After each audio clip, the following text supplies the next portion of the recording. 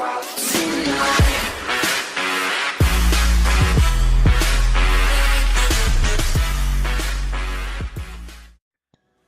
guys, General Gamer here and welcome back to another video. In this video I'll be giving you guys some tips and tricks for combat and teaching you guys a bit about the various different types of troops and why we need to use something called a full layer when you're doing attacks. So before I start with that, I just would like to add, for those of you that are busy prestiging, that you can possibly get about 150 prestige badges from your docks every day. Now this is my main income with badges per day. I also use the ability to attack monsters as much as I can. I use stamina for that so I can attack more monsters, because you get a certain amount of badges from killing monsters each day as well. So I just thought I'd show you guys a little bit how I make so many badges each day. That's been keeping me so far. It's been helping me to be able to upgrade constantly, really. I haven't really stopped upgrading for prestige yet. I, however, will be coming into a bit of a standstill as I'm lacking a bit of resources. As you guys can see, I need a lot of iron and mithril to carry on, but I am currently working on that situation. Now let's get into the video and I'll teach you guys what I know about combat. Now the basics with combat is there are 8 types of troops. Firstly, let's start with that. There are 2 from the barracks, 2 from the stables, 2 from the range, and 2 from the siege factory. Now the 2 from the barracks is you have 1 defensive troop and 1 attacking troop. The berserker would be considered as a defensive troop and the halberdier as a attacking troop.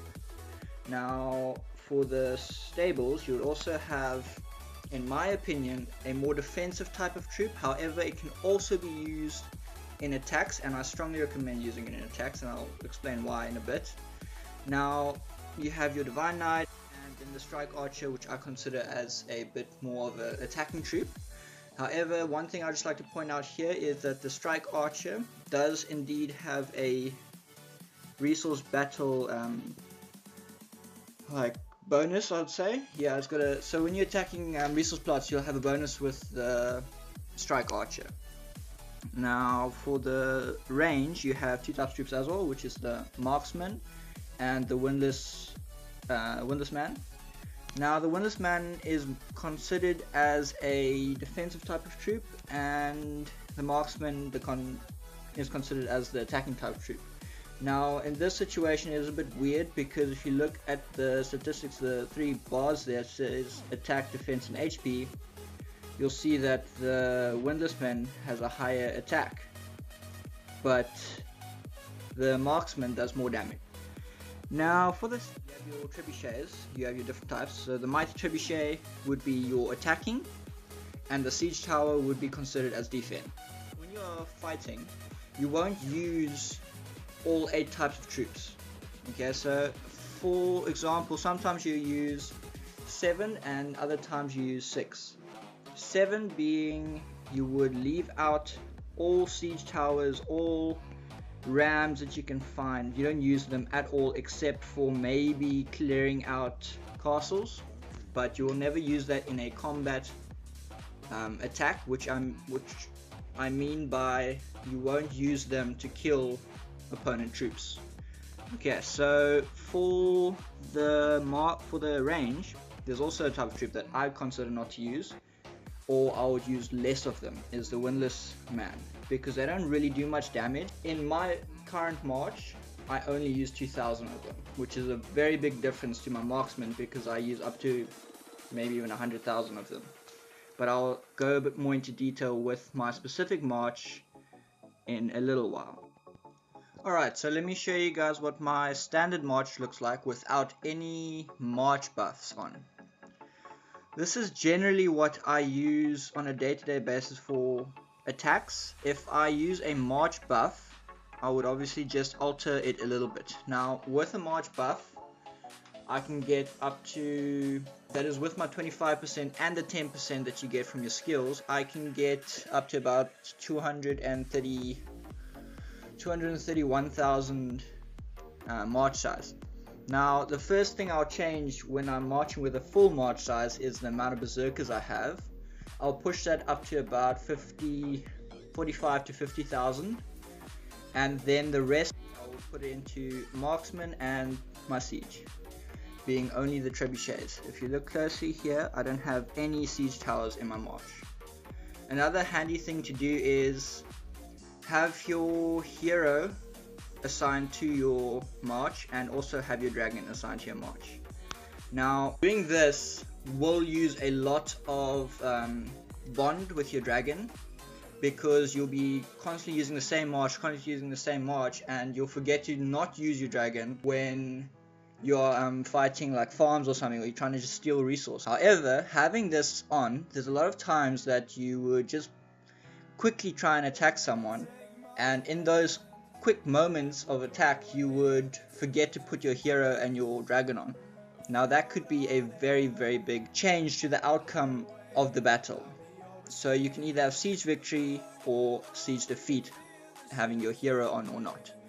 Now, just to touch a bit more on the hero, when it comes to combat, the hero to me is the most important part of your march. If you don't have your hero in your march, your stats could be halved, because when you have proper gear, which I do not have on my hero, but if you do have proper gear on your hero, you can get his stats up to nearly double your attacking stats, okay, of your lord. And it really does help, because the higher your stats, obviously the more you're going to kill. So make sure that you get your hero set up with nice decent gear. I would suggest getting him at least to 30, because then you can get the flaming sword, which gives you double archer, and that'll help you a lot when it comes to combat. Yeah, so let me just explain a little bit my gear and why I went with this specific gear. Currently the archers and siege do the most damage and get the most kills in an individual combat, and also in rallies. So that is why, if you look at my gear, I mainly focused on archer and siege. Now, I would say that it is very important to have at least a little bit of infantry, because your infantry is your front line, and if you do not have a decent amount of infantry percentage for your attack and defense, you will suffer a big loss compared to if you had a nice decent amount. Now, a nice decent amount to me would be over 100%. I would say anything over 100% without buffs would be alright. But as soon as you have below 100%, you're going to start seeing the losses stack up. Now you can just look here that my infantry attacks are 119%, my cavalry is 132%, my archer is 174%, and my siege is 147%. However, I do think that is with attack buffs on. Let me just take a look here real quick. Yeah, okay, so I do have my attack buffs on. So my stats won't change that much when I put my hero on, because my hero at the moment doesn't have much gear on. If you go to your wall, you can actually see what stats your hero would add to your current stats. So here where it says previous stats is what your lord gives you, and your hero attributes would be what your hero adds on top of the stat that you already have. So the 20% buff would go on top of both of these once they've added up. So let me see, what else can I show you guys with combat? The most important thing to have a successful combat is to make sure that your layer is set right. If you don't have berserkers, or you don't have the guards, or whatever the counterpart for berserker is, you lose a lot more troops, and there's a very good chance that you would lose the entire battle. So that's why I'm trying to point on this specific topic, is make sure your layer is correct. If you guys do not know what the correct layer is, and you guys are in my kingdom and in my lines, just send me a personal message in game and I'll help you guys set up your layer for your castle level. It is difficult for me to say, okay, do this or do that, without me knowing what your stats are in, what your castle level is, what your drill grounds is, because your drill grounds plays a big role in what your march would be, because the bigger your march is, you'll alter the troops that you put in. So yeah, just play around with what you can. For example, I would say when the ancient battlefield is on, go and do that. That is one of the events that I personally hate the event because it's mainly P5 powerhouses that's just teleporting around killing everything, which isn't fun for me because even I get wiped out really quickly. However, it is a very, very good place to go and test your march, to go test and see how it is and how it fares. Another very good place to test your march is over here at the Dragon Tower. I would say, even if you're not testing your march, make sure you do this every single day, because this is where you will be getting a lot of resources, you'll be getting experience, you'll be getting prestige badges, and every time you do it new for the week, you can stand a chance to get double points and you get double rewards and those things.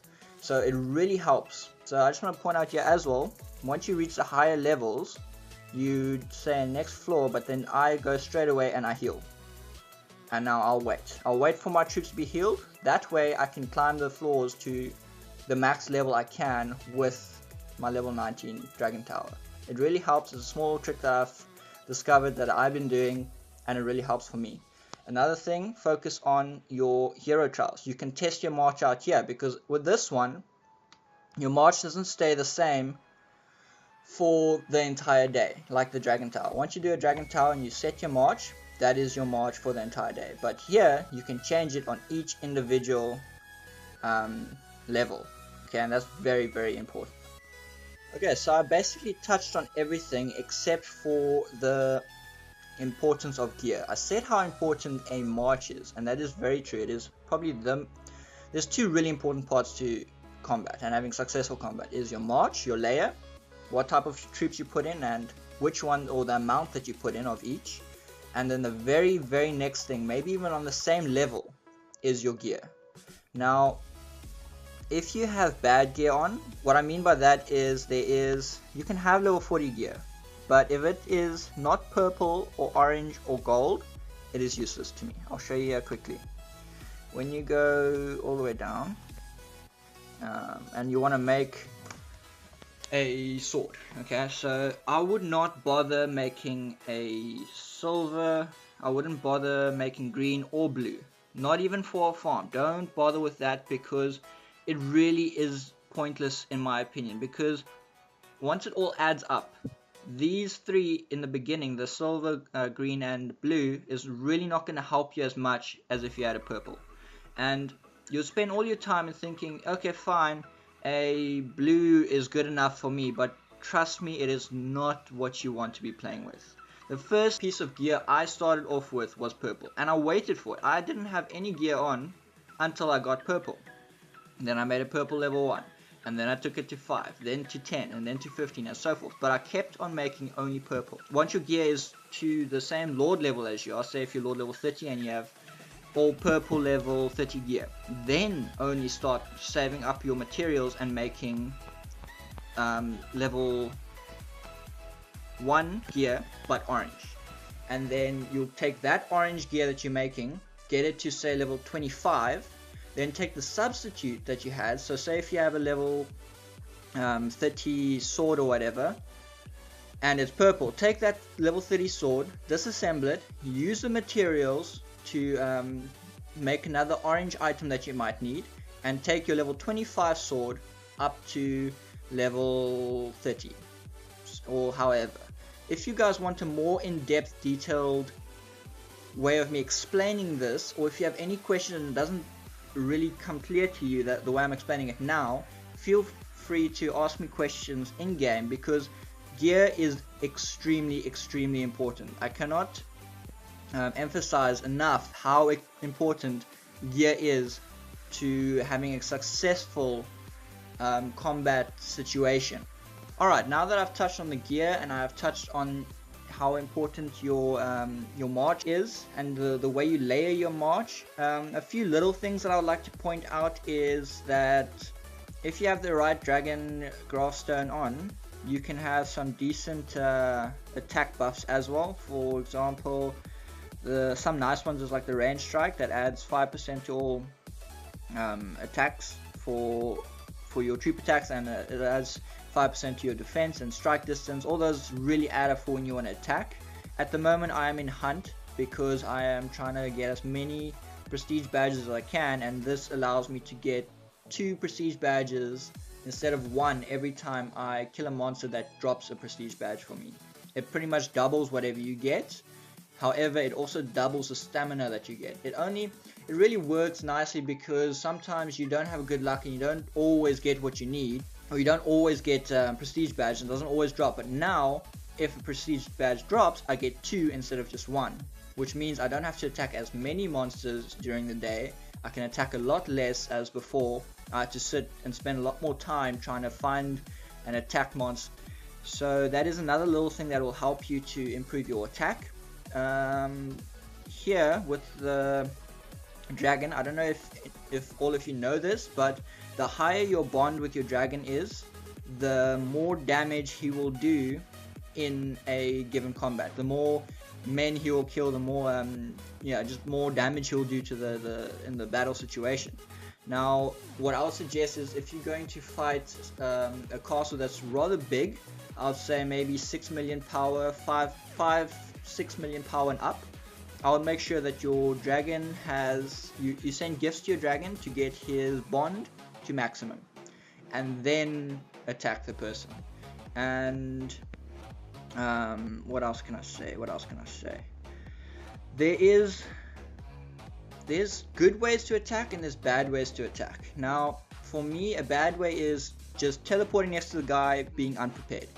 The best way and the only way I would attack, and sometimes I even forget this, but there's a lot of mistakes I've made that taught me how to attack, and I would like to say that I'm getting better and better each time I attack. Now, quickness is possibly one of the most important things in attack. The good way to attack that I was talking about is making sure you have an attack bonus buff on, make sure you have a defense bonus buff on, and make sure you have a increased march buff on. And also, I would, if you can, it's not 100% important, having an anti-scout buff on. Okay? The very next thing to do is make sure that this has no cooldown. Make sure you do not have 1 second cooldown on your peace shield. Okay? Then, when it comes to the combat, make sure that your immediate return has no cooldown on. Okay, I'll explain just now why I say that. Make sure that your general mobilization, which increases your 10% max march, make sure that is on. And make sure you have if you have this available, I know a lot of you won't have it if you aren't Lord level 38, but if you are, make sure you have this activated before you even teleport. Next thing what I'd say is, for example, if I was going to teleport, and once I've got all of those things on, I'll show you here because I know there's a bunch of guys over here that I can attack. So say for example I was going to teleport over here and I was going to attack this 26. I would teleport without a shield on and without cooldowns. That's very important. I would make sure all these are activated before I teleport. Double make sure these are activated. That is important. Say this guy has 6 million power. You don't want to attack a 6 million power 26 without your no wounded or all your troop wounded skill activated. Alright? Very, very important. I'll teleport here. I'll launch my attack. And what I'll do is I'll speed that attack up. Even if it's 10 seconds, I'll make sure that I've speed that attack up to 1 second. Another thing to do before you even teleport here, something I forgot to mention, is make sure that the castle that you would be attacking does not have reinforcements. You can do that one of two ways. You can either scout the castle and get a scout report and look at the bottom of the scout report, see if there's any reinforcements. The second way is to declare war on the castle. That would mean you rally the castle, and that will show all the castles that are reinforcing the specific castle that you're trying to attack. Now this is a very nice trick to find out if the person if they have reinforcements or not, especially if they have an anti-scout on. If they have reinforcements on, sometimes you don't have enough time to look who the person is that's reinforcing, other times you do, so it really varies on the combat situation. But generally I do not attack people that are reinforced, because in my specific kingdom I've got quite a lot of big dangerous people that can kill me with 1 to maybe 3 hits. I'll lose all my power with that amount, with 3 hits. So for me, I would make sure that I have reinforcements. I'll make sure that they would not have anti-scout, and I would make sure I scout them as soon as I teleport here as well. I'll scout, and then once I launch my attack, like I said, I speed it up instantly and make sure that they don't get an instant reinforcement from someone else. Because remember, if you're marching to them and it takes 10 seconds, that gives their friends and teammates 10 seconds to reinforce this castle. Another thing I would also do is, when I'm attacking, for example, this guy, which is KFD, I wouldn't necessarily just send a lot of I wouldn't speed up my march entirely.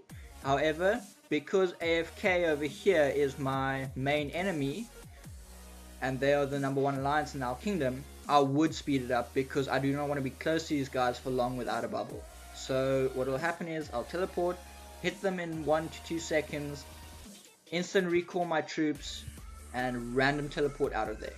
That is how I personally go on kill missions, and that has been working for me, and I very seldom get caught out like that, because the way I do it is I don't tell anyone where I'm going. I don't ask people to scout for me, because there could possibly be spies. They can be giving your enemies heads up where you're going to be, what you're going to do, and who you're going to be attacking. And for me, I don't have time for that, so I don't tell a lot of people what I'll be doing. I would make sure that the people that I do tell, I trust 100%. Now, there are a few that I do tell. When you are in a situation like my kingdom that there's a lot of strong P5s, okay, make sure you have at least 2 of your P5s reinforcing you. Make sure that you have at least 2 P5s from your own alliance speed reinforcing you while you launch your attack to attack the enemy castle. So if I was going to attack KFD, I would make sure I have my P5 friends reinforce me from my alliance. This is extremely important. I'll just scroll over here and tell you why. This was probably about 2 weeks ago. It was, I don't think it was Kill Event. It might have been Kill Event, I can't remember. This guy over here was unbubbled. Now he has a lot of power, okay, and I wanted to zero him. However, I couldn't zero him, as you can see, because he bubbled as soon as I hit with 1 march. So I was sitting over here, roughly somewhere over here where these camps are. However, I had 2 of my P5 friends reinforce me. I was completely maxed reinforcement. I had 600,000 P5 reinforcements. Now if I go over here and I show you this guy, he has, I think, nearly 100 million power. Yeah, okay, at the time he had just under 100 million power, and he speed hit me. However, because he speed hit me and he used a skill, but he had a 400,000 troop march, and we killed 200,000 of his men, killed without them going to the hospital, because he made a silly mistake with forgetting to put his 1 hero on his hospitals to increase his hospital capacity. So he lost 200,000 men, whereas we lost nothing, and he also used a skill. So you really have to play smart in these old kingdoms, because these guys also have been playing for quite a long time, and they know what to do in combat. So you have to also know what to do in combat. So just to have a quick recap on the most important parts for me in this video. For the gear, make sure you have purple, orange or gold gear, and make sure that your march, your layer is set out properly. Do not just march one type of troop. Do not march like 2 types of troops. You need to have at least the 7 or 6 troops that I said. Just quickly, you can leave out the windless men or you can put them in. That's not really the important parts. Now, that is important. Your layer is important for both you as an individual fighting, for you reinforcing someone, and for a rally. Those are the most important things to have in all of those. They're similar. Make sure your march is right. Make sure that you have your buffs on. Make sure you have everything set for combat. If any of you have any questions you'd like to ask me about this topic, like I said before, if you're not in my kingdom, leave a comment down below. If you like the video, please like it. If you'd like to see more of these, subscribe and work with each other. Yeah, and if you guys are in my kingdom, feel free to send me a message. If you're on my lines, you know who I am. I'm General Zod in Clash of Kings. So if you guys have any further questions, please do ask me, because the only way we can beat these Asians that are spending so much money is if we stand together and we give each other knowledge about this game. I have done quite a bit of combat myself, and I think that I've learned quite a bit that I would like to help you guys understand from a different point of view. Maybe there's some things that you guys know that I don't know. Maybe there's some things that I said in this video that might be not 100% correct, that you guys would like to just correct me on. Please do so. Leave comments and tell me what you guys think. Thank you so much for watching this video, and hope to see you guys in the next video.